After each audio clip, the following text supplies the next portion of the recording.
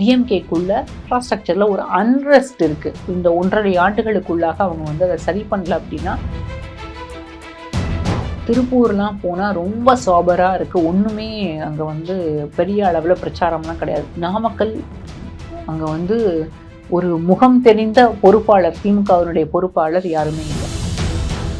இந்த monthly cash toll வந்து உண்மையிலேயே ரொம்ப நல்ல திட்டம். நீங்கள் பேர் வந்து உரிமை தொகைன்னு வச்சுட்டு அவங்களோட உரிமைன்னு கொடுத்துட்றாங்க திமுக.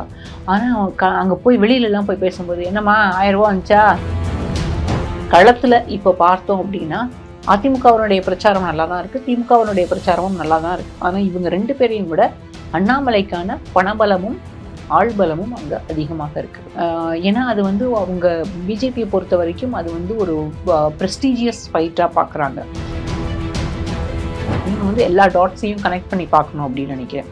செந்தில் பாலாஜியினுடைய அரெஸ்ட் ஆகட்டும், இல்லை தமிழ்நாட்டில் மணல் குவாரிகளில் நடந்த இடி ரெய்ட்ஸு, ஐடி ரெய்ட்ஸு, அதற்கு பிறகு நடந்த விசாரணை, இது எல்லாத்தையும் தொகுதியில் இருக்க கான்டெஸ்டோட கனெக்ட் பண்ணி பார்க்கணும் அப்படின்னு நான் நினைக்கிறேன். எப்போதுமே மணி டிஸ்ட்ரிபியூஷன் இந்த லாஸ்ட் மினிட்ல இருக்குன்றது நமக்கு தெரியும். அதிமுகவும் செய்ய போகிறாங்க, திமுகவும் செய்ய போகிறாங்க, பாஜகவும் இதை செய்யும். கடைசி நேரத்தில் ஒரு பூத்துலையும் சண்டை நடந்தாலும் ஆச்சரியப்படுறதுக்கு இல்லை. ஏன் முந்தா நாள் கேம்பெயின் 10 மணிக்கு கேம்பெயின் முடிஞ்சிரும்னு ஒரு ஐபிஎஸ் ஆஃபீஸருக்கு தெரியாதாங்க?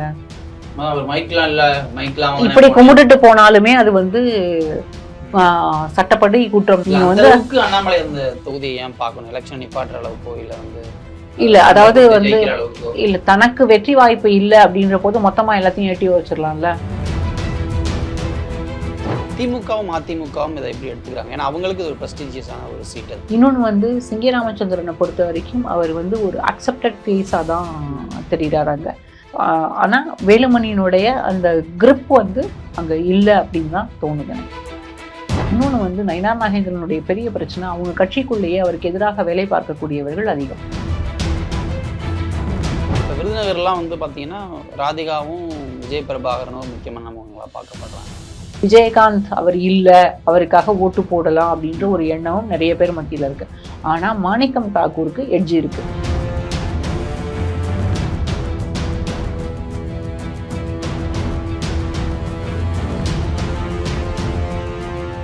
தி டிபேட் நேயர்களுக்கு வணக்கம். தமிழ்நாட்டில் எலெக்ஷன் நடக்க போகுது. தற்பொழுது தமிழ்நாட்டில் களம் அப்படின்றது ஒரு மும்முனை போட்டியாக போய்கிட்டு இருக்கு. இது பற்றிலாம் நம்மோடு பேசுவதற்காக மூத்த பத்திரிகையாளர் திருமிகு லட்சுமி சுப்பிரமணியம் இணைஞ்சிருக்காங்க. வணக்கம். வணக்கம். குறிப்பாக கோயம்புத்தூர் பகுதிகளுக்கு நீங்கள் விசிட் பண்ணிட்டு வந்திருக்கீங்க. கோயம்புத்தூருடைய களம்ன்றது எப்படி இருக்குது? ஏன்னா ஒரு பெரிய எக்ஸ்பெக்டடான ஒரு ஏரியாவாக இப்போ அது இருக்குது. ஸோ எங்கள் நிலைமை எப்படி இருக்குது? கோயம்புத்தூர் 4 முனை போட்டி, மும்முனை போட்டின்னு நம்ம சொன்னாலுமே 4 முனை போட்டி. இந்த 4-5% வாக்குகள் கூட ரொம்ப முக்கியமானதாக தான் நான் பார்க்குறேன். 4 முனை போட்டி அப்படின்ற போது, ஆனால் இதில் முக்கியமாக களத்தில் 3 பேர். அதில் வந்து பாஜகவினுடைய அண்ணாமலை அவர்கள், கணபதி ராஜ்குமார், திமுகவினுடைய கணபதி ராஜ்குமார், அதிமுகவினுடைய சிங்கே ராமச்சந்திரன். இதில் 3 கேண்டிடேட்ஸுமே நல்ல வெல் எஜுகேட்டட். 3 பேருமே போஸ்ட் கிராஜுவேட்ஸ். 3 பேருமே ப்ரொஃபஷனல்ஸ். ஒருத்தருக்கு ஒருத்தர் அதாவது நாலேஜ் வைஸ் சளைச்சவங்க கிடையாது. இதில் 2 பேர் வந்து ஐஏஎம் ப்ராடக்ட்ஸு, மற்றவர் வந்து இன்னொருத்தர் வந்து அங்கே இருக்கக்கூடிய அதே பிஎஸ்டி குரூப் ஆஃப் இன்ஸ்டிடியூஷன்ஸில் படித்தவர் தான். அப்போது இந்த இந்த படிப்பு இல்லை வந்து நாலேஜ் அப்படிங்கிற அடிப்படையில் யாரை சூஸ் பண்ணுவாங்க அப்படின்னா அது டஃப்பாக தான் இருக்க போகுது. ஆனால் இப்போ எனக்கு தெரிஞ்சு அங்கே இருக்கக்கூடிய சூழல் அப்படின்னா, எப்போதுமே எந்த தொகுதியாக இருந்தாலும் தமிழ்நாடு முழுக்கவே நீங்கள் பார்த்தீங்கன்னா அதிமுகவுக்கும் திமுகவுக்கும் தான் வாக்குகள். 70% வந்து ஏடிஎம்கே டிஎம்கே ஓட்ஸ் தான். வேறு யாராவது ஒருத்தர் அதோட ஆல்டர்னேட்டாக பிச் பண்ணுறாங்க அப்படின்னா இந்த 2 கட்சிகளுடைய வாக்குகள்ல இருந்து தான் வாக்குகளை எடுத்துக்க முடியும். இப்போ வந்து எப்போதும் 100% போல் ஆகுறது கிடையாது. நமக்கு மேக்சிமம் 70% போல் ஆகுதுன்னு வச்சுக்கிட்டா கூட அந்த 70% இவங்க 2 பேருக்கு உள்ளதாக இருக்கு. அந்த 70%த்துல இன்னொரு ஆல்டர்னேட் பார்ட்டி எதாவது எடுக்கணும், வழக்கமான மாற்றம் பேசக்கூடியவர்கள் எடுக்கணும் அப்படின்னா இவங்க 2 பேரோட வாக்குகள்ல இருந்து தான் எடுத்தாகணும். அதே தான் கோயம்புத்தூர்லயும். இப்போ யாருடைய வாக்குகளை அண்ணாமலை எடுத்துக்கொள்ள போகிறார் அப்படின்றது தான் கேள்வி.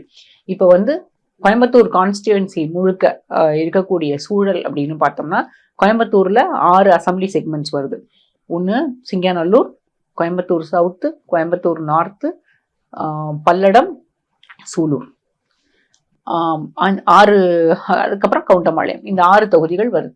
இந்த 6 தொகுதிகளில் வந்து பெரும்பாலான தொகுதிகள் கோயம்புத்தூர் சவுத்தை தவிர மற்ற எல்லா தொகுதிகளுமே அதிமுக எம்எல்ஏக்கள் தான்.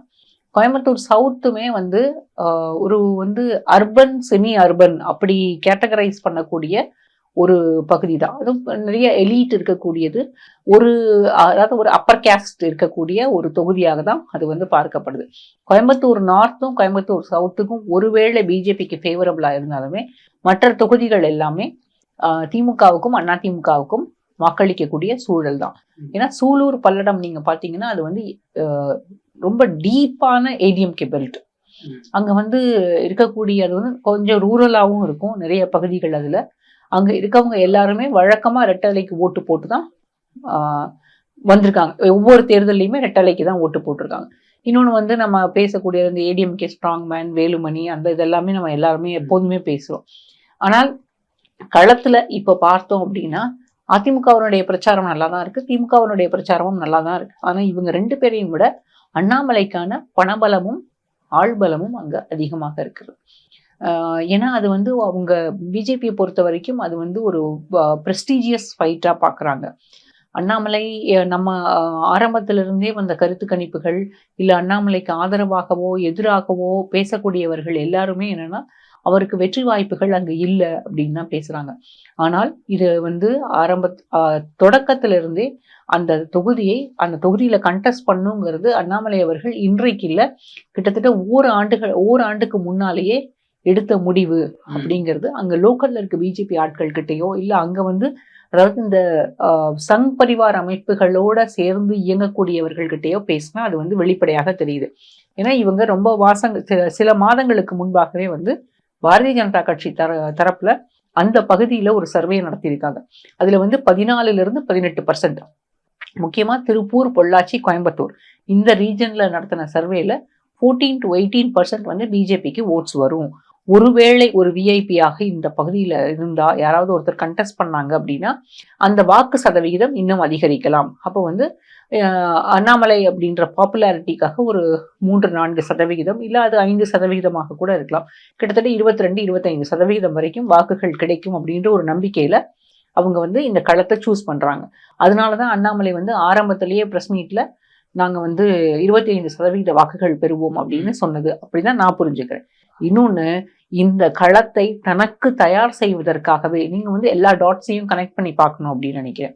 செந்தில் பாலாஜியினுடைய அரெஸ்ட் ஆகட்டும், இல்ல தமிழ்நாட்டில் மணல் குவாரிகள்ல நடந்த இடி ரெய்ட்ஸ், ஐடி ரெய்ட்ஸ், அதற்கு பிறகு நடந்த விசாரணை, இது எல்லாத்தையும் இந்த தொகுதியில இருக்க கான்டெஸ்டோட கனெக்ட் பண்ணி பார்க்கணும் அப்படின்னு நான் நினைக்கிறேன். இன்றைக்கு செந்தில் பாலாஜி களத்தில் இல்லை, அவர்களுக்கு இல்லை அப்படிங்கிறது திமுகவிற்கு அவர் இருந்திருந்தா ஒரு பிளஸ்ஸா இருந்திருக்கும். பலவீனம் அப்படின்னு சொல்ல மாட்டேன், அவர் இருந்திருந்தா ஒரு பிளஸ்ஸா இருக்கும். ஏன்னா ஏற்கனவே இண்டஸ்ட்ரீஸ் மினிஸ்டர் அவங்களுக்காக ராஜா அங்க இருக்கார். இன்னொன்னு வந்து வேலுமணி அவர்களை பொறுத்த வரைக்கும் அவர்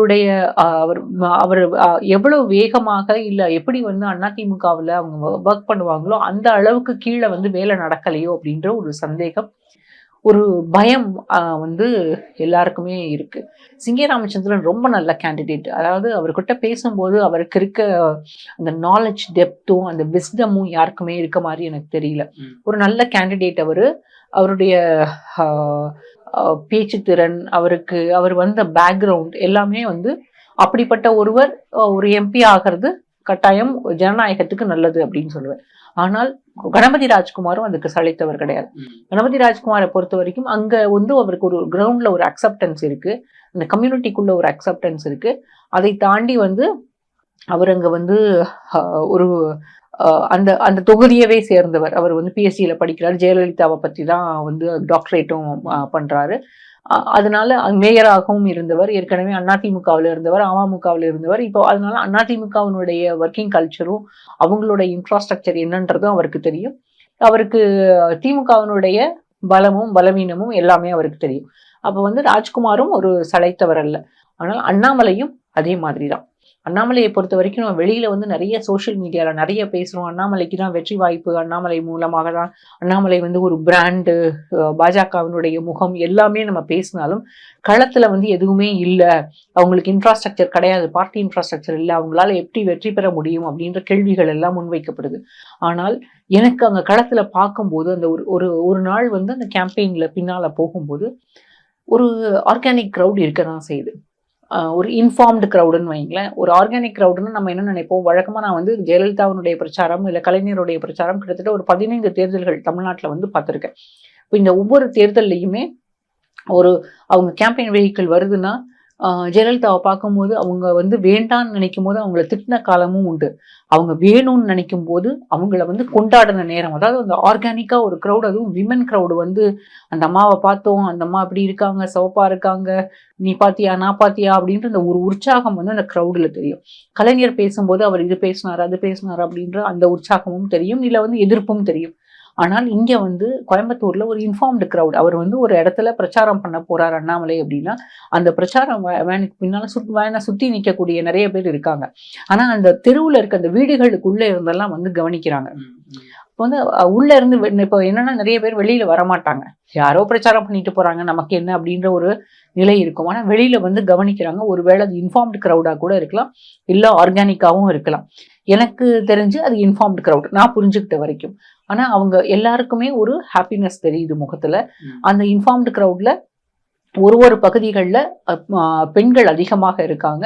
இன்னும் சொல்ல போனா இந்த ஃபர்ஸ்ட் டைம் ஓட்டர்ஸா இருக்கக்கூடிய யூத், அதாவது ஆண்களும் அதிகமாக இருக்கிறார்கள். ஆனா சில இடங்கள்ல எப்படின்னா அவரை பற்றி பேசுறதுக்கு மறுக்கிறாங்க. அண்ணாமலை அவர்களை உங்களுக்கு தெரியுமா, அவரை நீங்க ஏற்கனவே பார்த்திருக்கீங்களா, இல்ல அவரை உங்களுக்கு பிடிக்குமா, இந்த மாதிரி எந்த கேள்வி கேட்டாலும் தெரியாது அப்படின்ற ஒரு பதில் வருது. இப்ப இது எங்க போய் என்ன அதுல இருக்கிறது என்னன்னா ஒரு நர்வஸ்னஸ் இருக்கு அவங்களுக்குள்ள. எதுக்காக சொல்லணும், சொல்ல வேண்டாம். இதே வந்து ஜெயலலிதாவோ கருணாநிதியோ இல்ல வந்து ஸ்டாலினோ இல்ல எடப்பாடி பழனிசாமியோ அவங்கள பத்தி கேட்டா வேகமாக பதில் வருகிறது. ஆனா அண்ணாமலையை பத்தி கேட்கும்போது அந்த வேகமான பதில் வரல. ஸோ ஒரு நர்வஸ்னஸ், ஒரு சின்ன அச்சம் வந்து எல்லாருக்குள்ளேயும் இருக்கோ அப்படின்ற ஒரு எண்ணம் எனக்கு ஏற்பட்டது. ஏன்னா அவருடைய கேம்பெயின் வெஹிக்கிள் போகும்போது அவர் முன்னால நின்று பேசிட்டு இருக்காரு ஒரு இடத்துல, புளியகுளத்துல. நான் வந்து பின்னால இருக்கக்கூடிய சில கடைகள் எல்லாம் பேசும்போது, தெரியாதுங்க, நாங்க எதுக்கு உங்களுக்கு சொல்லணும், இந்த மாதிரியான பதில் வந்து வருது. வழக்கமா வந்து எங்கெல்லாம் போய் கேட்டாலும் எங்களுக்கு பிடிக்கும், நாங்க இந்த கேண்டிடேட்டுக்கு ஓட்டு போடுவோம், இல்லை ஓட்டு போட மாட்டோம், அது மாதிரியான பதில்கள் ரொம்ப வேகமா வரும். இப்போ இது வந்து ஒரு பயம் அப்படின்னு நான் புரிஞ்சுக்கிறேன். இல்லை இது வேறு காரணமாக கூட இருக்கலாம், மக்கள் வந்து சொல்ல விரும்பல அப்படின்ற மாதிரியான ஒரு காரணத்தை கூட எடுத்துக்கலாம். ஆனால் என்னை பொறுத்த வரைக்கும் அவருக்கு ஆள்பலம் இல்லை, கீழே பார்ட்டிக்கு இன்ஃப்ராஸ்ட்ரக்சர் இல்லை அப்படின்னு. பார்ட்டிக்கு இன்ஃப்ராஸ்ட்ரக்சர் இல்லைங்கிறது உண்மைதான், ஆனால் ஆள்பலம் இல்லைன்னு சொல்லிட முடியாது. ஏன்னா அங்க வந்து வாராகி டீம் வந்து அவருக்காக ஒர்க் பண்றாங்க. பெங்களூர்ல இருந்து வந்த ஸ்ட்ராட்டஜி டீம் அவருக்காக 24 மணி நேரமும் களத்துல இருந்து ஒர்க் பண்றாங்க. பெரிய அளவுல டோர் டு டோர் கேம்பெயின்ஸ் நடந்திருக்கு. அதை தாண்டி பணபலமும் பெரிய அளவுல இருக்கு. அதனாலதான் நான் உங்களுக்கு ஆரம்பத்துல வந்து இந்த இடி ரெய்ட்ஸ் எல்லாத்தையும் கனெக்ட் பண்ணிக்க சொன்னேன். இன்னைக்கு பணபலமும் அங்க அவங்களுக்கு இருக்கு. இதை தாண்டி வந்து அவங்களோட வார் ரூம், அந்த வார் ரூம்ல வந்து அண்ணாமலை பத்தின எந்த செய்தியாக இருந்தாலும் அதை வந்து அந்த லோக்கல்ல இருக்க வாட்ஸ்அப் குரூப்ஸ்ல இல்ல லோக்கல்ல இருக்க சோஷியல் மீடியா பேஜஸ்ல எல்லாத்துலயும் ஆம்பிளிஃபை பண்ணணும், பெரிய அளவுல எல்லாம் போய் ரீச் ஆகணும் அப்படின்றதுக்கான வேலைகளும் நடக்குது. இன்னும் சொல்ல போனா சூலூர்லயும் பல்லடத்துலையும் அந்த ரூரல் ரீஜன்ல இருக்கக்கூடிய மக்களை ரீச் பண்றதுக்கான எல்லா யுக்திகளையும் பாஜக பயன்படுத்துகிறது. அங்க இருக்கக்கூடிய அந்த அருந்ததியர்கள் வாக்குகளை வந்து வாங்குறதுக்கு எப்படி வந்து பணபலம் உபயோகமாக இருக்குமா இல்ல ஆள்பலம் உபயோகமாக இருக்குமா அப்படிங்கிற எல்லா யுக்திகளையும் அவங்க வந்து கையில எடுக்க ஆரம்பிச்சிட்டாங்க. அதாவது நாளைக்கு ஈவினிங்கோட பிரச்சாரம் முடிஞ்சிருது. இப்போ புதன்கிழமை பிரச்சாரம் முடியறதுல இருந்து வியாழக்கிழமை இரவுக்குள்ளாக எல்லா வேலைகளும் அங்க முடிஞ்சிடும். அதாவது நாளைக்கு நைட்டும் வியாழக்கிழமை நைட்டும் தான் பெரிய அளவுல அந்த ஓட்டு டேர்ன் ஆகிறதுக்கான வேலைகள் நடக்கும். அது வந்து எப்போதுமே மணி டிஸ்ட்ரிபியூஷன் இந்த லாஸ்ட் மினிட்ல இருக்குன்றது நமக்கு தெரியும். ஆனால் அதிமுகவும் செய்ய போறாங்க, திமுகவும் செய்ய போறாங்க, பாஜகவும் இதை செய்யும். அண்ணாமலை நான் ஓட்டுக்கு ₹1 கூட கொடுக்க மாட்டேன் அப்படின்னு சொன்னாரு. ஆனால் அது வல்ல நிலை. அங்கேயும் வாக்குகளுக்கு பணம் கொடுக்கப்படும். கட்டாயம் எல்லா கட்சிகளுமே கொடுக்க போறாங்க. ஆனா அந்த ஸ்கேல் எவ்வளவு டிஃபர் ஆகுதுன்றதை தான் நம்ம பார்க்கணும். ஏன்னா 500 ரூபா கொடுக்குறாங்களா, 1000 ரூபா கொடுக்குறாங்களா, 2000 ரூபா கொடுக்குறாங்களா அப்படின்றத பார்க்கணும். சில கட்சிகள், பாஜக உள்பட சில கட்சிகள் ஒரு ஓட்டுக்கு கோயம்புத்தூர்ல 2000 ரூபா வரைக்கும் கொடுக்கறதுக்கான வேலைகளை தொடங்கி இருக்காங்க. இப்போ இந்த அப்சர்வேஷன் வச்சுட்டு நம்ம அண்ணாமலைக்கான அந்த வாக்கு சதவீதம் இல்லை அண்ணாமலைக்கான வாக்கு வங்கி அப்படின்றது ஒரு வெல்லும் அளவுக்கு இருக்குமா? அந்த அளவுக்கான வாய்ப்பா இருக்கு? இருங்க, நான் இதை எப்படி கம்பேர் பண்ண சொல்றேன்னா, 2014 எலெக்ஷனையும் 2019 எலெக்ஷனையும் உங்களை பேசிஸா இதுக்கு எடுத்துக்க சொல்லுவேன். 2014 தேர்தலில் கிட்டத்தட்ட 3,80,000 வாக்குகளை சிபி ராதாகிருஷ்ணன் வாங்குறார்.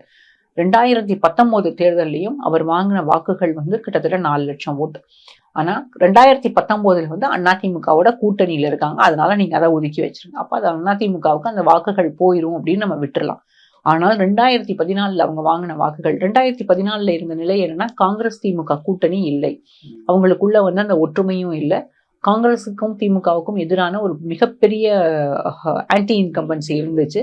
ஆனா சிபி ராதாகிருஷ்ணன் வாங்கின ஓட்டுல அன்னைக்கு எம்டிஎம்கேவோட ஓட்ஸு, பிஎம்கேவோட ஓட்ஸும், கொங்கு ஈஸ்வரன் பார்ட்டியோடைய ஓட்ஸும் இருந்தது. இந்த கொங்கு மக்கள் கட்சிக்கு அங்க ஒரு சப்போர்ட் இருக்கு. ஏன்னா அந்த கம்யூனிட்டி சேர்ந்த ஓட்டு அப்படின்றதுனால ஒரு சப்போர்ட் இருக்கு. அப்போ அந்த ஓட்டும் அவங்களுக்கு ஃபேவரபிளா இருந்தது. ஸோ இப்போ அது இந்த பக்கம் திமுக பக்கம் வந்துடும். இன்னொன்று அதிமுக அவங்களோட ஓட் பேங்க் அவங்க ரீட்டைன் பண்ணிக்கிறாங்க. அப்படின்னா இவருக்கு எங்க ஓட்டு வரும்? சரி, அப்படியே பிஜேபிக்கு அவர் எடுத்த அதே 4 லட்சம் ஓட்டு அப்படின்னாலும் அந்த 4 லட்சம் பத்தாது. ஜெயிக்கிறதுக்கு 4 லட்சம் வாக்குகள் பத்தாது. ஏன்னா கோயம்புத்தூர்ல இருக்கக்கூடிய ஓட்டு, அதாவது டோட்டல் நம்பர் ஆஃப் ஓட்டர்ஸ் 20,58,000 வாக்காளர்கள். அதுல 70% போல் ஆகுதுன்னே வச்சுக்கோங்களேன். அந்த 70%னா 15 லட்சம் ஓட்டு. 15 லட்சம் ஓட்டுல 6.5 to 7 லட்சம் ஓட்டு வாங்கினாதான் வின் பண்ண முடியும். அப்ப அந்த 6.5 lakh ஓட்ஸ் பிஜேபிக்கு வந்துருமா அப்படின்னா, அது அவங்க களத்துல எப்படி சுற்றி சுழன்று வேலை பார்க்குறாங்களோ அதை பொறுத்து அது மாறுறதுக்கான வாய்ப்புகள் இருக்கு. நான் ஒரு விஷயத்த ரூல் அவுட் பண்ண மாட்டேன். அதாவது அண்ணாமலை கட்டாயம் அவருக்கு தோல்விதான் அப்படின்றத சொல்லணுமா அப்படின்னு இருக்கு. ஏன்னா ரொம்ப டஃப்பான ஒரு கிரவுண்டா தான் இருக்கு. காரணங்கள் என்ன? ஏன்னா எல்லாருமே இன்க்ளூடிங் பிஜேபி நன்றாக கவனிக்கக்கூடியவங்க இல்லை தமிழ்நாட்டு அரசியல் கிளம்பி எல்லாருமே சொல்றது என்னன்னா, பாஜக அவ்வளவு பெரிய ஓட் பேங்க்லாம் இல்லை, அவங்களுக்கு வாக்குகள் இல்ல. நான் இப்ப சொல்லும் போது கூட உங்களுக்கு அதை தான் சொன்னேன். சிபி ராதாகிருஷ்ணன் வாங்கின ஓட்ட பேசிஸா வச்சு நம்ம பார்த்தோம்னாலும் இப்ப அவங்களுக்கு வாக்குகள் வர்றதுக்கு வாய்ப்பு இல்லைன்னு தான் சொன்னேன். ஆனா அவங்க செய்யக்கூடிய வேலைகள் அங்க என்ன வேணாலும் பண்ணுவாங்க. எலெக்ஷனை கவுண்டர்மேன் பண்றதுக்கான வேலைகள் கூட நடக்கும். கடைசி நேரத்துல ஒரு பூத்துலயும் சண்டை நடந்தாலும் ஆச்சரியப்படுறதுக்கு இல்லை. ஏன் முந்தா நாள் கேம்பெயின் 10 மணிக்கு கேம்பெயின் முடிஞ்சிரும்னு ஒரு ஐபிஎஸ் ஆஃபீஸருக்கு தெரியாதாங்க? இப்படி கும்பிட்டுட்டு போனாலுமே அது சட்டப்படி குற்றம் தான். ஏன்னா மதுரை பெஞ்ச்ல ஒரு தீர்ப்பு கொடுக்கப்பட்டிருக்கு. நீங்க அண்ணாமலை இந்த தொகுதியை ஏன் பார்க்கணும்? எலெக்ஷன் நிப்பாட்டுற அளவுக்கோ இல்ல அதாவது இல்ல தனக்கு வெற்றி வாய்ப்பு இல்ல அப்படின்ற போது மொத்தமா எல்லாத்தையும் ஏட்டி வச்சிடலாம்ல. இல்ல அது அவருக்கே தவறாக முடிஞ்சிடாதா? ஒரு மாநில தலைவராக இருக்கக்கூடியவர், ஒரு சேலஞ்சோட இதை ஃபேஸ் பண்ணக்கூடியவர். அப்படி எனக்கு தோணல. ஏன்னா பிஜேபியை பொறுத்த வரைக்கும் அந்த ஒரு என்ன சொல்றது, ஒரு சலசலப்பை உண்டு பண்ணி அதுக்கு பிறகு அதுல கலங்கன குட்டையில மீன் பிடிக்கிறதுன்னு சொல்றோம்ல, அந்த மாதிரியான வேலைகளை பிஜேபியில தமிழ்நாட்டுல மட்டும் இல்லை, தமிழ்நாட்டுல இருக்கக்கூடிய தலைவர்கள் மட்டும் இல்லை, எல்லாருமே நார்த் இந்தியாவிலயும் அவங்களுக்கு அதுதான் வேலை. பெரும்பாலான இடங்கள்ல அதை தான் செய்யறாங்க. இங்கேயும் அதை செய்யறதுக்கான வாய்ப்புகள் இருக்குன்னு நான் என்ன சொல்றேன், அன்னைக்கு போலீஸ் உங்களை ஸ்டாப் பண்றாங்க.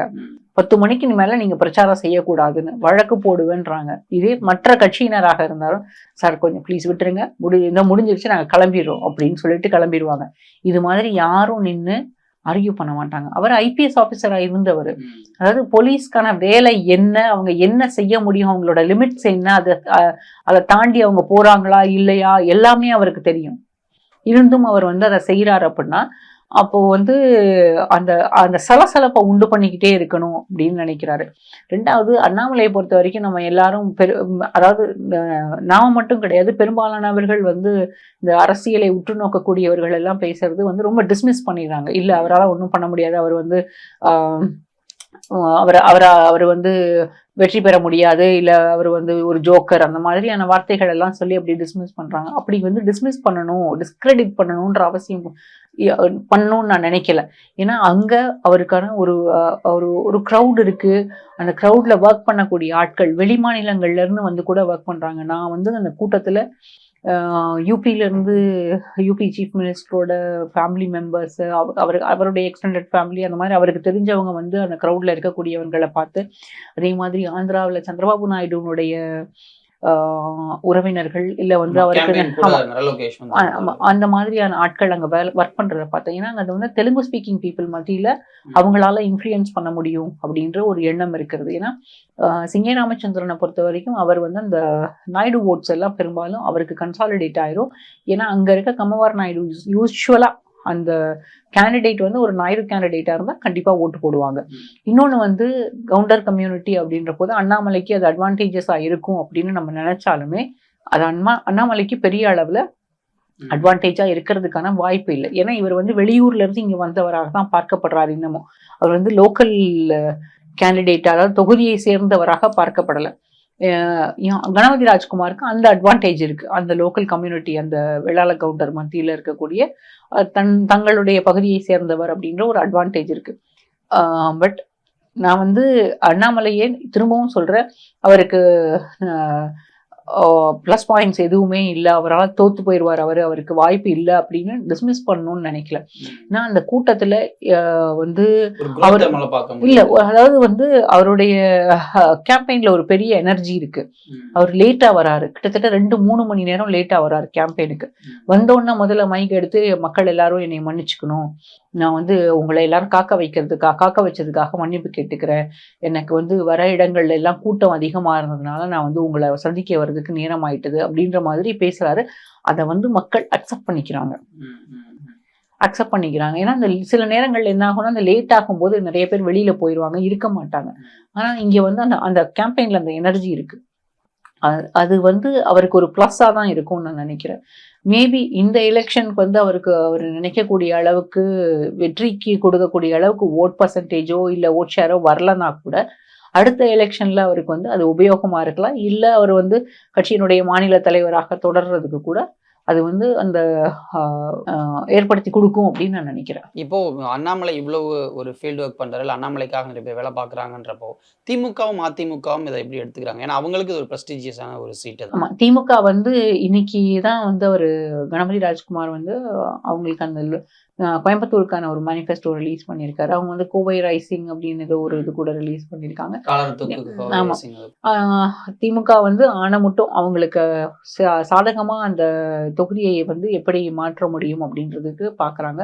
இன்னொன்று அவங்களுடைய பெரிய பிளஸ் என்னன்னா, அங்க இருக்கக்கூடிய லெஃப்ட் பார்ட்டிஸோட ஓட்டும் காங்கிரஸினுடைய ஓட்டும் அங்க அந்த தொகுதியில வந்து கம்ப்ளீட்டா இந்த கூட்டணி கட்சிகளுடைய வாக்குகள் வந்து திமுகவுக்கு ஆதரவாக டிரான்ஸ்பர் ஆகிறதுக்கு வாய்ப்புகள் அதிகம் இருக்கு. இதுல வந்து இண்டஸ்ட்ரீஸ் மினிஸ்டர், அதாவது டிஆர்வி ராஜா தான் தொகுதியினுடைய பொறுப்பாளர் அப்படிங்கிற போது அங்க இருக்கக்கூடிய எம்எஸ்எம்இஸ் இல்லை வந்து பெரிய இண்டஸ்ட்ரீஸ் இல்லை இண்டஸ்ட்ரியல் பாடிஸ் எல்லார் மத்தியிலையும் பேசி அவர்களுக்கான ஆதரவை அங்கிருந்தும் திரட்ட முடியும். வந்து அங்க இருக்கக்கூடிய பெரிய இஷ்யூ என்ன அப்படின்னா ஜிஎஸ்டி தான். அங்க இருக்க ஜிஎஸ்டி தான் பெரிய இஷ்யூ. அந்த ஜிஎஸ்டியில இருக்கக்கூடிய பிரச்சனைகள் ஒருவேளை இந்தியா பிளாக்குக்கு ஓட் பண்றதுனால இல்லை திமுகவுக்கு ஓட் பண்றதுனால மாறும் அப்படின்னா அதற்கான முடிவுகளை காங்கிரஸோட மேனிஃபெஸ்டோல ஜிஎஸ்டி நாங்க மாற்றி அமைப்போம்னு சொல்றாங்க. அப்ப அதுக்கு வந்து வாய்ப்புகள் அதிகம் இருக்கு. இன்னொன்னு வந்து சிங்கே ராமச்சந்திரனை பொறுத்த வரைக்கும் அவர் வந்து ஒரு அக்செப்டட் ஃபேஸா தான் தெரிகிறாரு. அங்க ரொம்ப அந்த பகுதியில் இருக்கக்கூடிய ஏடிஎம்கே வந்து கம்ப்ளீட்டா ஏடிஎம்கே என்மாசா அவருக்கு ஓட்டு போட்டுருவாங்க. ஆனால் அதுல என்ன பிரச்சனை அப்படின்னா, வேலுமணி வந்து அங்க ஒர்க் பண்றாரு, வேலுமணி வந்து டைடை சேஞ்ச் பண்ணிடுவாரு அப்படின்னு சொல்றாங்க எல்லாரும். ஆனா வேலுமணியினுடைய அதாவது இன்டர்செப்ஷன் வந்து பெரிய அளவுல இருக்க மாதிரி எனக்கு தெரியல. அந்த எம்எல்ஏக்கள் வந்து ஒரு சில இடங்கள்ல ஏடிஎம்கே கேண்டிடேட்டோட இருக்காங்க, சில இடங்கள்ல யாருமே இல்லை. வேலுமணி வந்து மற்ற தொகுதிகளுக்கு கேம்பெயினுக்கு போயிட்டாரா இல்லை அன்னைக்கு மட்டும் அங்க இல்லையான்னு எனக்கு தெரியல. ஆனா வேலுமணியினுடைய அந்த கிரிப் வந்து அங்க இல்லை அப்படின்னு தான் தோணுது எனக்கு. இப்போ ஓகே, கோயம்புத்தூர் பத்தி நிறைய நம்ம பேசியிருக்கோம். மற்றொரு முக்கிய மண்டலமாக பார்க்கப்படுவது அப்படின்னு பார்த்தீங்கன்னா தென்பகுதிகள் தான். ஏன் அப்படின்னா ஈவன் தோ கொங்கு மண்டலத்தில் நிறைய ஒரு நோன் சீட்ஸில் வந்து இன்ட்ரெஸ்டிங்கான சீட்ஸ் இருக்கும் பொழுதும் கூட தென்பகுதியில் இப்போ ஓபிஎஸ் மாதிரி, டிடிவி மாதிரி, நயினார் நாகேந்திரன் மாதிரி, கனிமொழி மாதிரியான ஒரு நல்ல நோன் ஃபேஸஸ் போட்டியிடுவது மூலமாக அந்த பகுதியும் ஒரு முக்கியமான பகுதியாக பார்க்கப்படுது. ஏன்னா பாஜகவுக்கு தேனியோ இல்லை நெல்லையோ இல்லை ராமநாதபுரமோ கிடைக்கலாம் அப்படின்ற எக்ஸ்பெக்டேஷன்ஸ் இருக்கிற மாதிரியான ஒரு சூழலும் இருக்கிறது. ஸோ சவுத் பொறுத்த வரைக்கும் எந்த மாதிரியான அந்த டிவைட் இருக்கும், எந்த பக்கத்துக்கு அவங்க போக வாய்ப்பு இருக்கு? இப்போ வந்து இந்த தென்மண்டலங்கள்ல, அதாவது மதுரைக்கு கீழே எந்த தொகுதிகளில் பாரதிய ஜனதா கட்சி அதிக வாக்குகள் வாங்கினாலுமே பிஜேபி என்ன கிளைம் பண்ணுவாங்க அப்படின்னா, தேவர் ஓட்டர்ஸ் எல்லாம் எங்க பக்கம் இருக்காங்க. அதிமுகவுடைய ட்ரெடிஷ்னல் ஓட் பேங்க் அது, ஏடிஎம்கேவோட ட்ரெடிஷ்னல் ஓட் பேங்கை நாங்க கேப்சர் பண்ணிட்டோம் அப்படின்னு தான் பெரும்பாலும் இங்க இருக்கக்கூடிய அதாவது பெரும்பாலும் பாரதிய ஜனதா கட்சி சொல்றதுக்கான வாய்ப்புகள் இருக்கு. தேனியில வந்து எவ்வளவு வாக்குகள் டிடிவி தினகரன் வாங்குறாரோ அது அவருக்கான அவருடைய முகத்துக்கான இல்ல அவருடைய கட்சிக்கான வாக்குகள் தான். அது பாரதிய ஜனதா கட்சியினுடைய வாக்குகள் கிடையாது. ராமநாதபுரத்துல வேணா அது பாரதிய ஜனதா கட்சியினுடைய வாக்குகளாக இருக்கலாம். ஏன்னா 2019 அதே தொகுதியில நயினார் நாகேந்திரன் நின்று செகண்டா பினிஷ் பண்ணாரு. அங்க வந்து அவங்களுக்கு அங்க வந்து ட்ரெடிஷ்னலா ஒரு ஓட் பேங்க் இருக்குன்னே வச்சுப்போம்.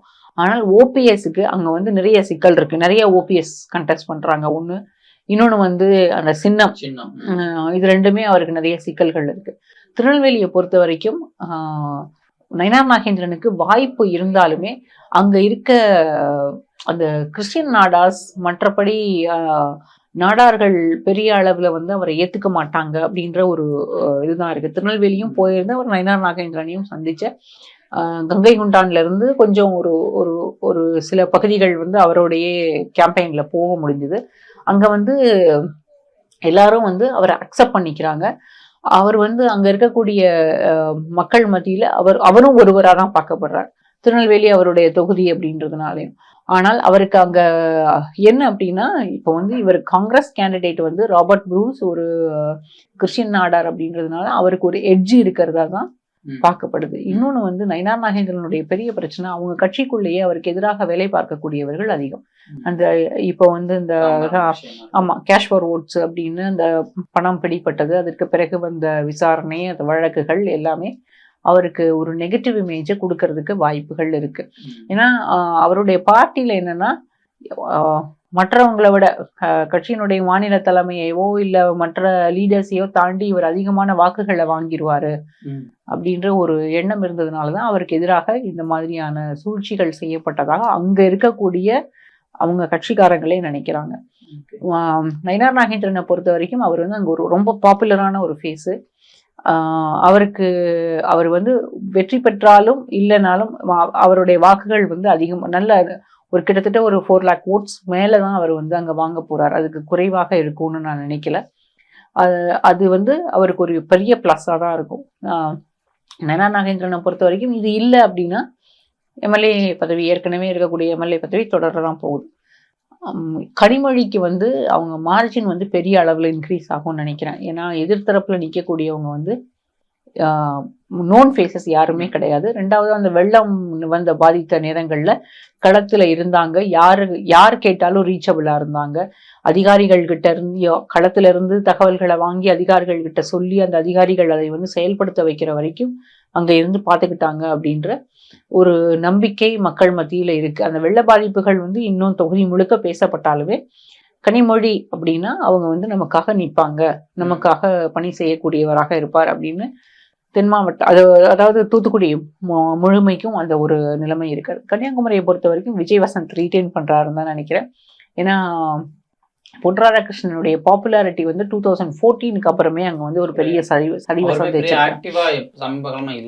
ஆமா, இங்க வந்து அதே போல நீங்க வந்து இந்த பக்கம் மதுரை இல்ல வந்து விருதுநகர் இந்த சைடு வந்தீங்கன்னா மதுரையில வந்து சூவைக்கு ஒரு எதிர்ப்பு இருக்கு உள்ளுக்கு. சுவையை பொறுத்த வரைக்கும் அந்த திமுக காரங்களே அவருக்கு எதிராக. ஆமா, ஏன்னா வந்து அங்க என்னன்னா அவர் வந்து தொகுதிக்கு உரியவராக பார்க்கப்படலை. அவருடைய கம்யூனிட்டி வந்து சௌராஷ்டிரா கம்யூனிட்டி. அவர் வந்து சௌராஷ்டிரியன்ஸ்க்கு பெரிய அளவில் அவரால் பெனிஃபிட்ஸ் கிடைச்சிருக்கு. ஏன்னா திமுகவில் இருக்கக்கூடியவர்களே அங்கே சொல்லக்கூடியது என்னன்னா அப்படின்னா, நாங்கள் டாக்டர் சரவணனுக்கு போட்டா என்ன, ஏன்னா அந்த கம்யூனிட்டி வந்தது. இன்னொன்று வந்து டிஎம்கேல இருக்கவங்களுக்கு என்ன ஒரு பெரிய சங்கடம் அப்படின்னா, திமுக காரனுக்கு என்ன தேவைனாலும் நாங்கள் வந்து ஒரு எம்பிகிட்ட ஏதாவது தேவை அப்படின்னு போய் நின்னோம்னா எங்களுக்கு எதையுமே செய்து கொடுக்கறது கிடையாது. நாங்கள் தான் வந்து பூத் கமிட்டியாக உட்காந்து நாங்களே ஒர்க் பண்ணி நாங்கள் இவரை ஜெயிக்க வச்சோம். கடைசியில் எங்களுக்கு அவர் எதுவுமே, அதாவது ஒரு லெட்டரில் கையெழுத்து போட்டு கொடுக்கணுன்னா கூட அந்த மதிப்பு கிடைக்கிறது இல்லை. அப்போ வந்து அவருக்காக எதுக்கு நாங்கள் வந்து பாடுபடணும் அப்படின்ற ஒரு எண்ணம். இது வந்து மேலே வந்து மூர்த்தியோ இல்லை பிடிஆரோ வந்து பேசுறது கிடையாது. கீழே இருக்கக்கூடிய நிர்வாகிகள் கூட இல்லை, இன்னும் கீழே இருக்கக்கூடியவர்கள், மாநகர மண்டல பொறுப்பாளர்கள்லாம் இருப்பாங்கல்ல, அவங்க எல்லாருமே இதை பேசுகிறாங்க அங்கே. ஸோ டிஎம்கேல இருக்கக்கூடியவர்களே அதிமுகவுக்கு மதுரையில் வாக்கு மாற்றி ஓட்டு போட்டால் ஆச்சரியப்படுறதுக்கு இல்லை. டாக்டர் சரவணனுக்கு ஒரு எட்ஜ் இருக்கிறதா தான் நான் பார்க்குறேன். பட் வந்து கம்யூனிஸ்டுக்கு இருக்க அந்த ஓட் பேங்க்கை அவருக்கு அங்கே ஹெல்ப் பண்ணலாம், காங்கிரஸ்க்கு இருக்க ஓட்ஸும் அவருக்கு அங்கே ஹெல்ப் பண்ணலாம். தேனியில் வந்து தினகரனுக்கு நேச்சுரலாக ஆர்கானிக்காக அவருக்கு ஒரு சப்போர்ட் இருந்தாலும் ஏடிஎம்கேவோட கேண்டிடேட் வந்து அங்கே நல்ல கேண்டிடேட். சமூக வாக்குகள் வரும். அந்த ரெட்டை இலைக்குன்னு ஒரு அங்க வந்து எப்போதுமே ஆமா அது போட்டுருவாங்க. அதனால இன்னொன்னு வந்து தங்கத்தமிழ் செல்வனுக்கு அவருக்குன்னே கல்டிவேட் பண்ண ஓட் பேங்க் அங்க இருக்கு. அவர் எப்போதுமே தனக்குன்னே வச்சிருக்க ஓட் பேங்க். ஆண்டிப்பட்டியில அவர் வந்து ஒரு என்ன சொல்றது, அவர் எல்லார் வீட்லயும் இருக்கக்கூடிய ஒரு மனிதராக தான் பார்க்கப்படுறாரு ஆண்டிப்பட்டியில. தங்கத்தமிழ் செல்வனுக்கு முதல்ல வந்து சேலஞ்சா தான் இருந்தது. இது வந்து 2 வாரம் முன்னால வரைக்கும் டிடிவி தினகரன் தான் அங்கே வெற்றி பெற போறார் அப்படின்ற ஒரு சூழல் இருந்தது. ஆனால் இப்போ நாள் ஆக சிஎம் உடைய பிரச்சாரம், அப்புறம் உதயநிதியினுடைய பிரச்சாரம், கனிமொழியினுடைய பிரச்சாரம் எல்லாம் மாறும்போது அங்கே வந்து தேனி வந்து டிஎம்கேக்கு ஃபேவரபிளாக டேர்ன் ஆகிற மாதிரி தான் தெரியுது. எவ்வளவுக்கு எவ்வளோ டிடிவி தினகரன் வாக்குகளை எடுக்கிறாரோ அது அதிமுகவினுடைய வெற்றியை தான் பாதிக்கும் அப்படின்னு நான் நினைக்கிறேன். இங்கே ராமநாதபுரத்தை பொறுத்த வரைக்கும் ஓபிஎஸ்க்கு 3வது இடம் தான், 2வது இடம் எல்லாம் இருக்கிறதுக்கு வாய்ப்பு இல்லை. சமூக வாக்குகளும் அதிகம். பிளஸ் திருவாடான தொகுதி மட்டும்தான் பாஜக ஓட்டு இருக்கு. திருவாடான தொகுதி மட்டும்தான் அவருடைய சமூக வாக்குகள் அவருக்கு ஃபேவரபிளா கிடைக்கும்னு நினைக்கிறேன். நவாஸ் கனிக்கு எட்ஜ் இருக்கு. பட் வந்து டிஎம்கே அங்க ரொம்ப ஸ்லோவா இருக்கு ஒர்க். டிஎம்கே எந்த வேலையும் பாக்குற மாதிரியே தெரியல. திமுகவினுடைய அமைச்சர்கள் எல்லாம் பெரிய அளவுல களத்துல இல்லை அங்க. ஆனாலும் அது வந்து டிஎம்கேக்கு தான். ஏன்னா ஓபிஎஸ் எவ்வளவு ஓட்டை பிரிச்சு எடுக்கிறாரோ அது பூரா ஏடிஎம்கே ஓட்டா இருக்கும். அந்த பிரிச்சு எடுக்க டிஎம்கேக்கு ஃபேவரபிளா மாறும். இதுதான் தென் மாவட்டங்கள்ல நிறைய பகுதிகளில் இருக்கக்கூடிய சூழல். இப்போ விருதுநகர்லாம் வந்து பார்த்தீங்கன்னா ராதிகாவும் விஜய் பிரபாகரனும் முக்கியமானவங்களா பார்க்கப்படுறாங்க. ஈவன் தோ மாணிக்கம் தாக்கூர் ஒரு பெரிய அலையன்ஸோட இருந்தாலும் கூட விஜய் பிரபாகரன் மேல அந்த ஊர்க்காரர் அப்படின்ற ஒரு பாசமும் அங்க வந்து அந்த பல்ஜியா நாயுடு ஓட்ஸ் வந்து நிறைய இருக்கு. விஜயகாந்துக்குன்னே ட்ரெடிஷ்னலா இருக்க ஓட் பேங்க்கும் அங்க இருக்கு. ஏன்னா நீங்க வந்து பாத்தீங்கன்னா விஜயகாந்த் ஃபர்ஸ்ட் ஜெயிச்ச கான்ஸ்டிடுவன்சி அதுதான். அப்போ அவருக்கு வந்து அது ஃபேவரபிளா இருக்கு விஜய் பிரபாகருக்கு. நான் வந்து விஜய் பிரபாகர் கூட கேம்பெயினில் வந்து ஒரு கிட்டத்தட்ட ஒரு 10 கிலோமீட்டர் 15 கிலோமீட்டர் ட்ராவல் பண்ணியிருக்கேன். நேச்சுரலாக ஒரு அக்செப்டன்ஸ் இருக்குது. 2வது ராஜேந்திர பாலாஜி ஒர்க் பண்ணுறாரு. அது போக இந்த பக்கம் மதுரையிலேருந்து 2 அசம்பிளி கான்ஸ்டிடுவன்சி வந்து மதுரையில் இருக்கக்கூடிய மாவட்ட செயலாளர்கள் கீழே வந்துட்டு அவங்களும் வந்து ஒர்க் பண்ணுறாங்க. இப்போ ஏடிஎம்கே வந்து அது நீங்கள் வந்து செல்லூர் ராஜுவோ இல்லை வந்து ராஜேந்திர பாலாஜியோ இல்லை ஆர்வி உதயகுமாரோ நீங்கள் எடுத்துக்கிட்டிங்கன்னா அவங்களுக்கு வந்து அந்த நீங்க ஆர்வி உதயகுமார்லாம் வந்து திருமங்கலத்துல எல்லா வீட்லயுமே அவர் இருப்பார். அப்படிப்பட்ட ஒரு முகம் அங்க லோக்கலா வந்து இருக்கக்கூடிய மக்களோட தினமும் பேசக்கூடிய இல்ல அவங்கள வந்து என்கேஜ் பண்ணக்கூடிய ஆட்களா இருப்பாங்க. அப்போ அவங்களுக்கு எல்லாருக்கும் அங்க வந்து நேச்சுரலா அவங்களால அங்க ஒர்க் பண்ண முடியுது. அவங்க சொல்றத கேட்கக்கூடிய மக்களும் யாருக்கு வாக்களிக்கணும் அப்படின்னு சொல்லும்போது கேட்கறதுக்கான ஆட்களும் இருக்காங்க. 2வது விஜயகாந்த் அவர் இல்லை, அவருக்காக ஓட்டு போடலாம் அப்படின்ற ஒரு எண்ணமும் நிறைய பேர் மத்தியில இருக்கு. ஆனா மாணிக்கம் தாக்கூருக்கு எட்ஜ் இருக்கு. ஏன் அப்படின்னா KKS ராமச்சந்திரம், தங்கம் தென்னரசும் டிஎம்கே வந்து ஹெவி வெயிட்ஸ். அது போக மாணிக்கம் தாக்கூரோட கம்ப்ளீட்டா அவரோட டெரெயின் தான் இது. அவருக்கு வந்து ஜியோகிராபிக்கலாகவும் எல்லாமே தெரிஞ்ச ஒரு டெரெயின். அதனால மாணிக்கம் தாக்கூரால திரும்பவும் ரீட்டைன் பண்ண முடியும் அப்படின்னு தான் நான் நினைக்கிறேன். ஓகே, இந்த நேரத்தில் தந்தி டிவியுடைய கருத்து கணிப்பும் வந்திருக்குது. ஏறக்குறைய திமுக கூட்டணியுடைய வாக்கு சதவீதம் கடந்த எலெக்ஷனை விட ஒரு 10% குறையும். அதிமுகவோட வாக்கு சதவீதம் 34 இருக்கும். பாஜகவுக்கு 18% அப்படின்றத மறுபடியும் ரீட்ரேட் பண்ணுறாங்க. பாஜகவுக்கு 18 அப்படின்றத ஆரம்பத்துல இருந்தே கொண்டு வந்துட்டே இருக்கிறாங்க. அது பற்றின உங்களுடைய பார்வையோட முடிச்சுக்கலாம். டிஎம்கே வந்து போன எலெக்ஷன்ல வாங்கினது வந்து 57%, அதாவது 2019. அப்போ இந்த முறை குறையுது அப்படின்னா 49% தான் வருதுன்னா வெற்றி தான் அது. இருந்தாலும் நிறைய இடங்கள்ல மார்ஜின் குறையும் அப்படின்னு நினைக்கிறேன். டிஎம்கேக்கான அக்செப்டன்ஸ் இருக்கு இப்போ அப்படின்னா, ஏன்னா இது வந்து பார்லிமெண்ட் எலெக்ஷன். அதனால மோடி வேண்டாம் அப்படின்னு முடிவு பண்ணக்கூடிய ஒரு தேர்தலாக தான் தமிழ்நாட்டு மக்கள் பார்க்கிறாங்க. ராகுல் வருவாரா இல்லையான்றது அடுத்தது. ஆனால் மோடி இல்லை அப்படின்னு முடிவு பண்ணும்போது கண்டிப்பா அது வந்து இந்தியா கூட்டணிக்கும் திமுகவுக்கும் அந்த வாக்குகள் வந்துடும். ஆனா நீங்க வந்து டிஎம்கேக்கு இங்க வந்து ஆன்டி இன்கம்பன்சி இல்ல, திமுகவை வந்து பெரிய அளவுல மக்கள் எல்லாரும் கொண்டாடுறாங்க அப்படின்னு சொன்னீங்கன்னா அது இல்ல. ஆன்டி இன்கம்பன்சி இருக்கு. இது வந்து இன்னும் வரக்கூடிய இந்த 2 ஆண்டுகள், அதாவது 2026 தேர்தலுக்கு முன்பாக இந்த ஆன்டி இன்கம்பன்சியை டிஎம்கே வந்து பிளக் பண்ணல அப்படின்னா அது வந்து அவங்க 2026 தேர்தலில் திரும்பவும் ஆட்சியை இழப்பதற்கான ஒரு வாய்ப்பு உண்டாயிரும். என்னன்னா இவங்க வந்து இப்ப அந்த வெல்ஃபேர் ஸ்கீம்ஸ் எல்லாம் அவங்களுக்கு சாதகமா இருக்கிறதாக நினைச்சுக்கிட்டு இருக்காங்க. ஃப்ரீ பஸ் ரைட்ஸு, அதுக்கப்புறம் பெண்களுக்கு கொடுக்கக்கூடிய இந்த 1000 ரூபாய் மந்த்லி கேஷ் டோலு, அது போக வந்து புதுமை பெண் திட்டம், இப்போ வந்து காலேஜ்ல படிக்கக்கூடிய நான் முதல்வன் திட்டம், இதெல்லாம் வந்து அவங்களுக்கு ஃபேவரபிளா இருக்கு அப்படின்னு நினைக்கிறாங்க. ஆனா வந்து டீச்சர்ஸ் எல்லாருமே வந்து பெரிய அளவுல, அதுவும் இன்னும் சொல்ல போனா ஸ்டேட் கவர்மெண்ட் எம்ப்ளாயீஸ், இவங்க எல்லாருமே வந்து அவங்களுக்கான ஒரு அதிருப்தி வந்து பெரிய அளவுல இருக்கு. டீச்சர்ஸ் வந்து திரும்பவும் இவங்களுடைய இதுக்கு வரல அப்படின்னா அடுத்த எலெக்ஷன், ஏன்னா எலெக்ஷன்ல எல்லா இடத்துலயுமே டீச்சர்ஸ் தான் ஒர்க் பண்ண போறாங்க. அவங்க வந்து வாக்களிப்பதற்கான வாய்ப்புகள் இல்லாமல் போயிடும். இன்னொன்னு வந்து இந்த மந்த்லி கேஷ் டோல் வந்து உண்மையிலேயே ரொம்ப நல்ல திட்டம். நீங்க பேர் வந்து உரிமை தொகைன்னு வச்சுட்டு அவங்களோட உரிமைன்னு கொடுத்துடுறாங்க திமுக.